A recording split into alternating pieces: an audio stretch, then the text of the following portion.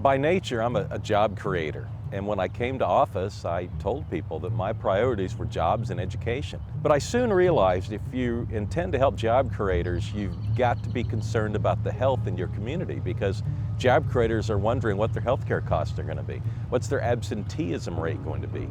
And you're not really going to create jobs in a community that doesn't value health. Study after study has shown that the more open space and the more dedication of park space that you have, the healthier your community will be. Because you have free access to outdoor recreation, you have free access to open space, and with that access you can do a variety of things in terms of exercising. Increasing walkability is the #1 prescription that the heads of the Center for Disease Control recommend for us to be able to treat the epidemic of obesity. We spend about $3.2 trillion every year on total health expenditures in this country. When you start looking at actual patient care, about 86% of every dollar is spent on managing and treating chronic disease. The science is showing us that a walk in a forested area or a walk through nature has a measurable effect on our anxiety and on our stress. If people live close to parks, they're more likely to exercise. Parks are a really important piece of a strategy for helping to reduce these great health challenges that our country faces.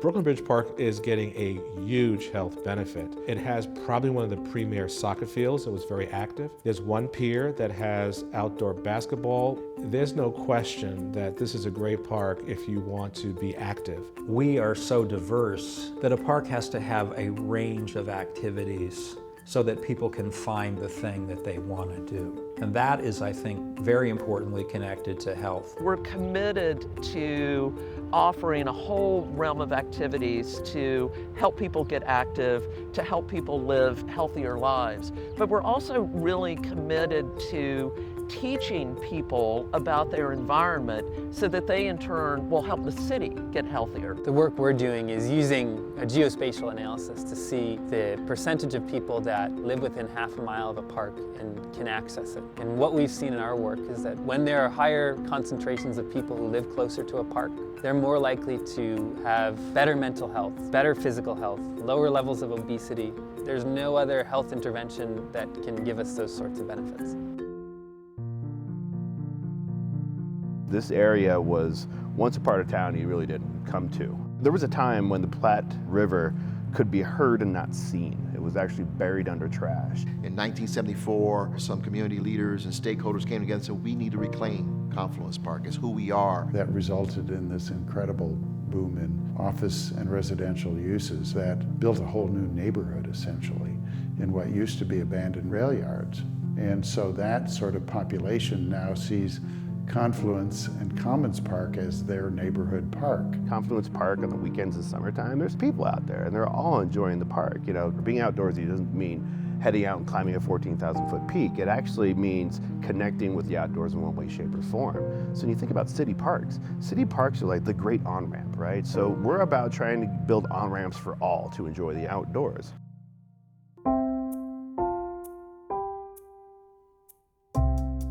Back in 2007, our city was placed on the list of the most obese cities in the country, and I had to admit I'd become part of that problem myself, so I lost some weight and started looking at the city with fresh eyes, realized that this city had been built around cars.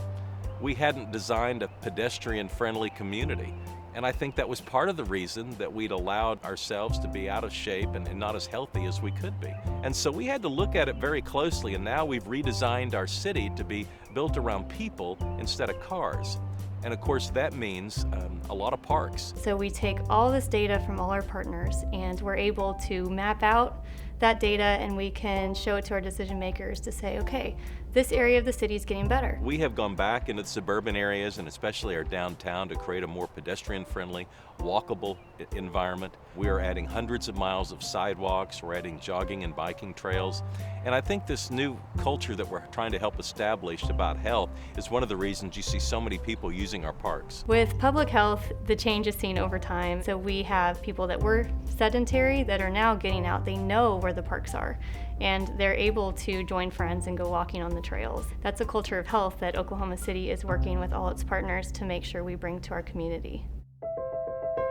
There is now the beginning of some research to look at the financial piece to this. For every dollar spent on creating and maintaining trails, you save $3 in healthcare expenses. We need to rethink how much time do we spend outdoors in natural settings and really start to prioritize that. I always ask people to imagine, when you think about the benefit of parks, is imagining a city, a dense city, with no parks and no public spaces. People need a place for their brain to breathe. They need an oasis to escape. Density and open space go together. That's what makes cities livable. If you think of it from a mental and behavioral standpoint, people just feel better when they can get out and see nature and not only have that sort of urban experience, but have the combination of both. Part of the way that we do that is by making it easy for everybody to be able to have that sort of access. What we're really going to try to do is to level that playing field. Everybody should have that kind of access because it really will mean a better quality of life. From our standpoint, parks are as important a piece of infrastructure as schools, as roads, as bridges. We need parks. We need places like this to create a healthy city and to create healthy citizenry.